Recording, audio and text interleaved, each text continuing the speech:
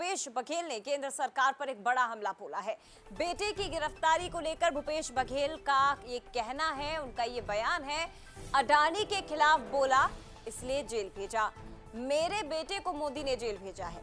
रमन सिंह ने मुझे गिरफ्तार कराया था तो उनकी सरकार चली गई, अब केंद्र की सरकार जाएगी। भूपेश बघेल ने कहा कि हमारे पूर्वज अंग्रेजों से लड़े थे, हमें भी हिम्मत से लड़ना है और जब जब मेरे परिवार को गिरफ्तार किया गया तब तब सरकार गिरी है। ये बड़ा बयान दिया गया है भूपेश बघेल की ओर से। ये गिरफ्तार किया था रमन सिंह, सरकार गई है। अब मेरे बेटे गिरफ्तार किए हैं तो केंद्र सरकार जाएगी। मुझे गिरफ्तार किया था रमन सिंह, सरकार गई है। अब मेरे बेटे गिरफ्तार किए हैं तो केंद्र सरकार जाएगी। तो ये देखिए भूपेश बघेल, जिनके बेटे चैतन्य बघेल इस वक्त जेल में हैं।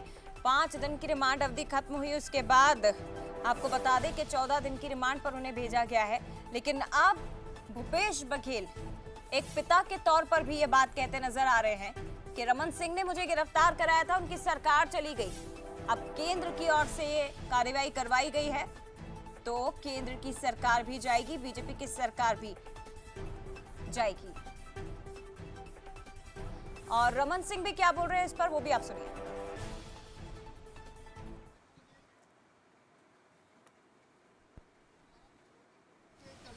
उनका पुत्र जो है जेल गया, अब मोदी सरकार भी जाएगी।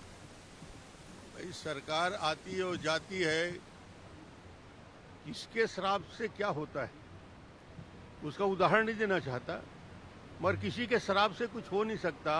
जो भ्रष्टाचार किया है उसका न्यायालय सही फैसला करेगा, इसलिए इंतजार करना चाहिए, ज्यादा परेशान नहीं होना। ये गाय को लेकर भी उन्होंने सवाल खड़े किए, गौठान बंद कर दिया बीजेपी सरकार ने, और सबसे ज्यादा गाय छत्तीसगढ़ में ही दूसरे नंबर पर बढ़ रही है, उनका ऐसा कहना है।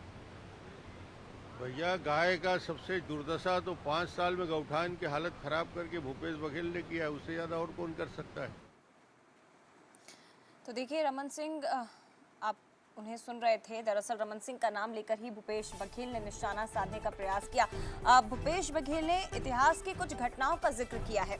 वो ये कहते हैं, उन्होंने ये कहा कि मेरे पिता को जोगी सरकार ने जेल भेजा, उनकी सरकार चली गई। मुझे रमन सिंह ने जेल भेजा, उनकी सरकार चली गई। और अब मेरे बेटे को मोदी सरकार ने जेल भेज दिया है तो उनकी सरकार भी चली जाएगी, वो ये कहते हैं। जिस पर रमन सिंह कहते हैं कि जेल जाने से कोई सरकार आती जाती नहीं है।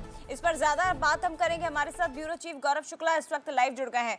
गौरव, एक बहुत बड़ा बयान भूपेश बघेल की ओर से, इतिहास की घटनाओं का जिक्र उन्होंने वर्तमान परिदृश्य से कर दिया है।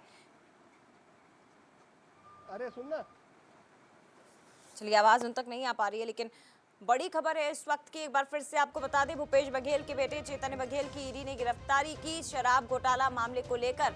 लेकिन भूपेश बघेल अब निशाना साधते दिख रहे हैं केंद्र सरकार पर। सीधे एक बार फिर से गौरव का रुख करते हैं। गौरव, एक बड़ा बयान भूपेश बघेल की ओर से, लेकिन इतिहास की घटनाओं का जिक्र उन्होंने कर दिया है।